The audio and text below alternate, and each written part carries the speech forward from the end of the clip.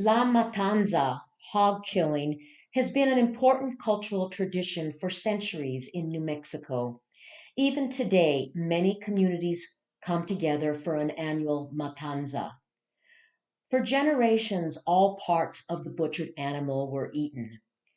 Las Comidas de los Abuelos, the foods of our grandparents, was a cookbook I published in 2003. 20 years later, I've brought out an e version called A Cultural Convergence Cookbook Foods of the Indigenous Southwest, Mexico, and Spain. This 1918 photo of a butcher shop on Water Street in Santa Fe features members of my family. Featured in the photo is Eladio Pacheco and his two sons, Efinio and Ramon.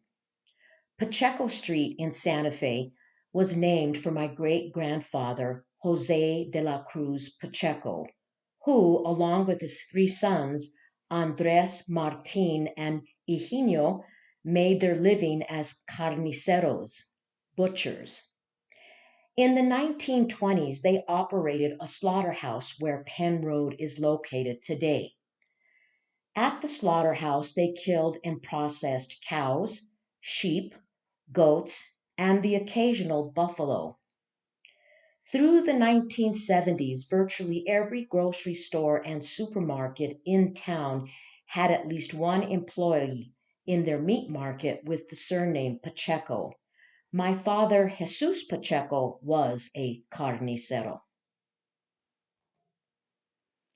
When I was a little girl, I would come home from school and my father would be roasting animal heads in the oven. When they were fully cooked, he proceeded to eat the eyes and the cheek flesh.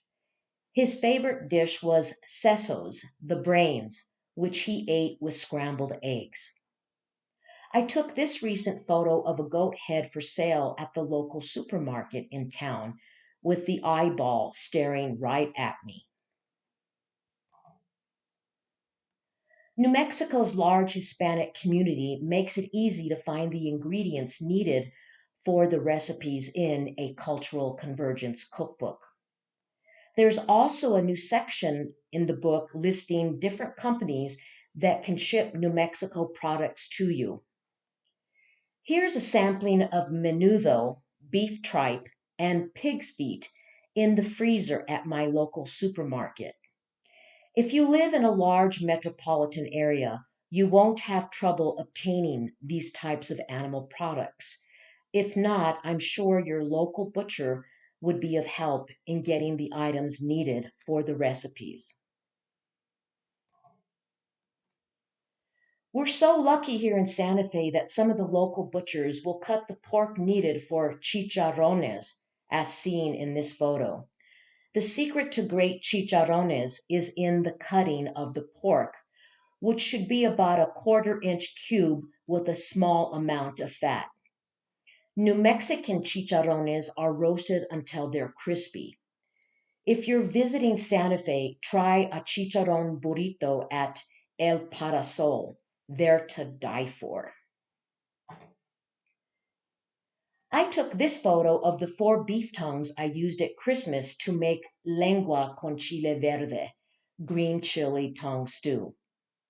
This unique recipe, along with pipián, tongue fricassee, and empadanitas, are featured in a Cultural Convergence cookbook.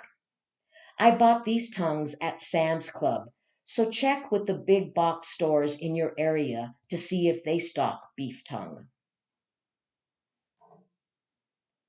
Corn, or maize, is an indigenous food of the Americas. The different varieties of corn first used by the indigenous were soon adopted for the Spaniards. Very popular in New Mexico is pozole, which is also called nixtamal, and is served during the autumn and winter months, especially at Christmas. You can purchase the frozen version throughout the state. Dry pozole is also available for those in distant areas. Chicos are another type of dried corn. In the old days, the corn would be shucked when it was still green. Most often now, the corn is allowed to ripen and then it is set out to dry. This 5 ounce bag of Chicos costs $4. So today, Chicos have become a real delicacy. I add Chicos to my beans. My favorite type of corn is blue corn. From blue chip corns to enchiladas, blue corn has become very popular in New Mexico and the Southwest. I've even seen blue corn taco shells at Trader Joe's. Atole, which is blue corn ground up, is used as a breakfast gruel by both Hispanics and Native Americans. This past Christmas, I made blue corn tamales. Recently, I made blue corn muffins with pinon nuts. Blue corn flour tends to be heavier than regular corn, so you need to add yellow corn mix or flour to your recipe. The pinon is New Mexico's state nut. About every 7 years, the state gets a bumper crop of pinon, which is commonly used in desserts. The pinto bean originated in Peru. Pinto means painted in Spanish to represent the beige background with splashes of red spots on the bean. Pinto beans are the official vegetable of New Mexico. It is one of the most widely used beans in the United States. South and Central American Indian tribes traded them back in the old days with each other, and then they were introduced to Europe, Africa, and Asia by the Spanish explorers in the 15th century. Slow cooking is the key to making good pinto beans. All of New Mexico's 33 counties are at a high elevation. So, in cooking your beans, you must adjust the recipe to accommodate a higher altitude. I slow cook my pinto beans for 24 hours, adding dehydrated onion, chicos, and salt to make the most delicious beans on the planet. Verdolagas in English are called lamb's quarters. These bitter greens were used for centuries by the Spanish settlers. The most common dish made with verdolagas in New Mexico are called quelites. It's a great vegetarian dish that can be made year round and is very popular at Easter. I always substitute spinach for the lamb's quarters. I add onion, I saute them in olive oil, and then I add drained pinto beans. At the last 5 minutes, I add the hearts of the red chili, which is the little part after the stem of the dry chili pod, to make the most incredible vegetarian spicy dish, whether it's at Easter or throughout the year. These are some of the comidas nativos, native foods that I made at my home.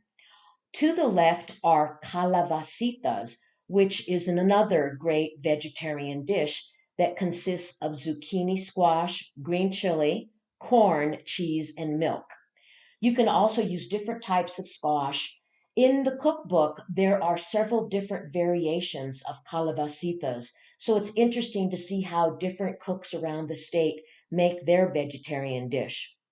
The middle dish is carne adobada, which is marinated pork in red chili caribe. To the right are the pinto beans with chicos, dried corn. I also made these sopapillas for my guests at my dinner party. Sopapillas are New Mexico's puffy fried bread that everyone loves. They were introduced to this part of the country by the Spaniards.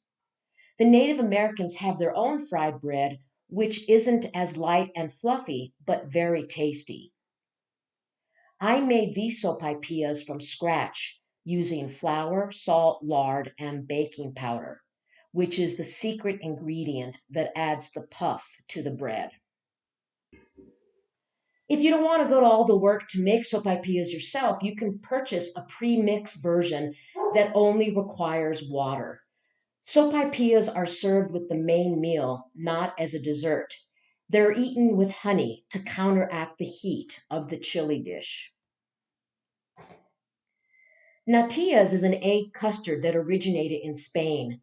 The trick to successful natillas has to do with the egg whites. You can't make the dessert too far in advance because with time the egg whites lose their fluff. The Spaniards also brought anise or anise to the New World.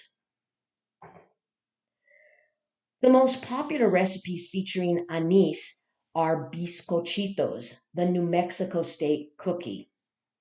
Typically made at Christmas, many families will make bizcochitos throughout the year. Santa Fe's Chocolate Maven sells the popular state cookie throughout the year. The recipe for bizcochitos, along with another 489 recipes, can be found in A Cultural Convergence Cookbook.